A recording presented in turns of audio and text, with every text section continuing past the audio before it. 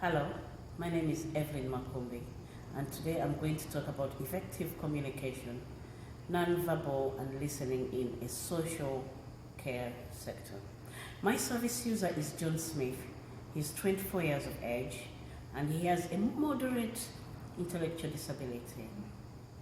Effective communication is a two-way process. According to McKee et al., 1995, page 6, listening is a commitment to understand how other people feel and how they see the world. It's very important for me as a caregiver to understand how John feels with all that is going on around him.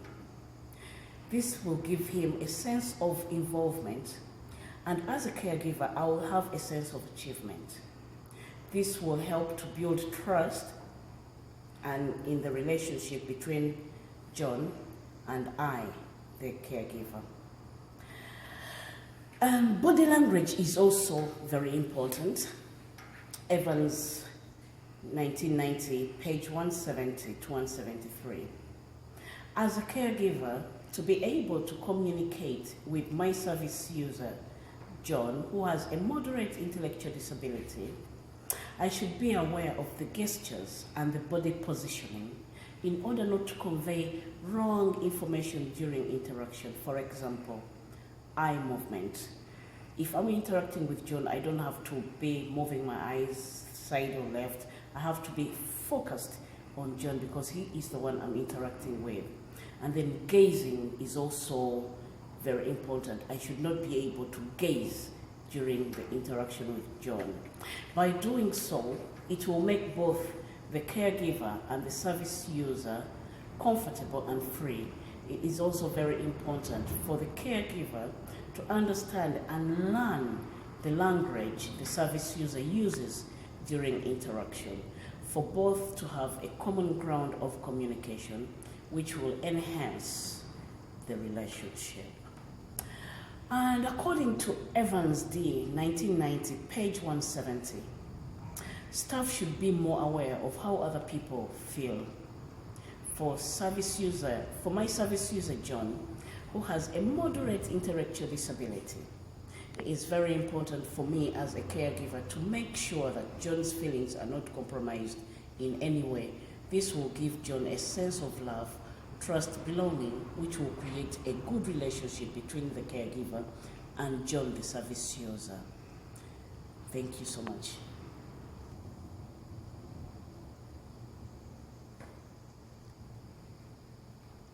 Good afternoon, ladies and gentlemen.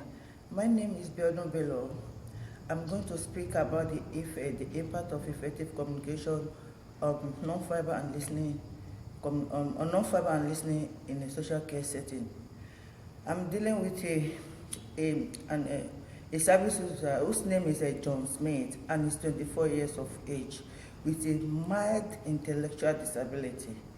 Effective communication is a two-way process.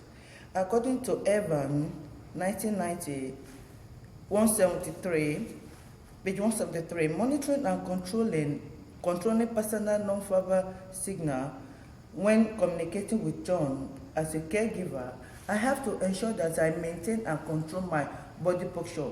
For example, not fidgeting around when I'm communicating with, not fidgeting and unnecessary blinking of eyes.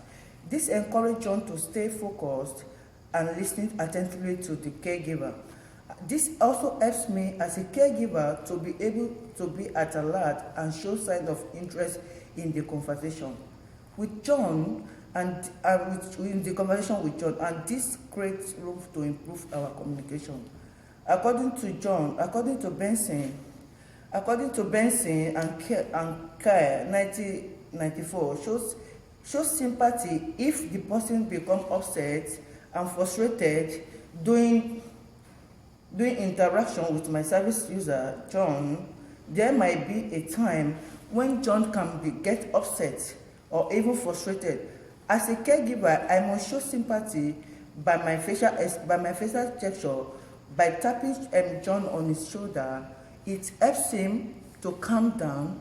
By doing so, it will enhance the relationship between me. It will enhance the relationship and trust between me between John and me and the caregiver. Listening attentively to John shows that I'm being empathetic about his emotion. This helps him to feel relaxed, especially when he's angry. At the same time, it helps the caregiver to manage his anger and to understand his situation at a particular time. According to Urban 2006, page 164, with response. Hello, my name is Amarachi Favor Odo. I'll be speaking of impact of effective communication in care sector on listening and non-verbal communication.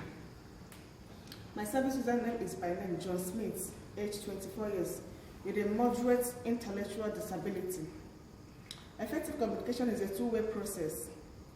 Active empathetic communication listening is listening to comfort and to help others, according to Solomon and Tessis, 2013, page 213.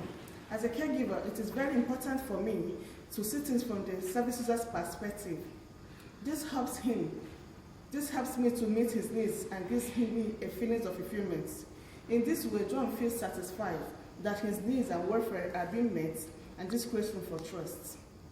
The use of gestures while we speak, according to Benson and Carr, 1994. As John, my service user with a moderate intellectual disability, is interacting with me, the caregiver, I should look out for the gestures and facial expression.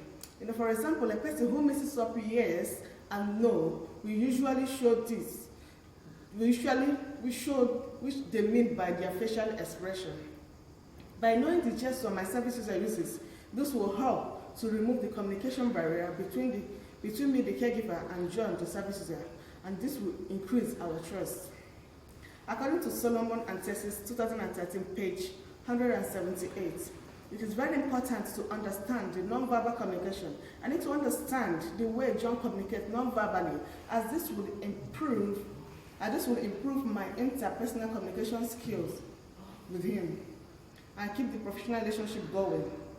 This will also give him the free mind to communicate or interact more with me as a caregiver.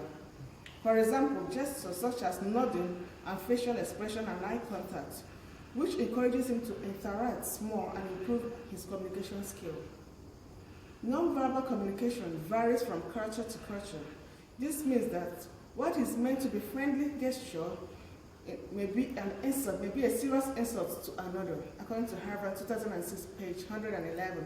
For example, in African culture, if a person is not focusing, facial expressions like the eye contact can be used for signal for correction.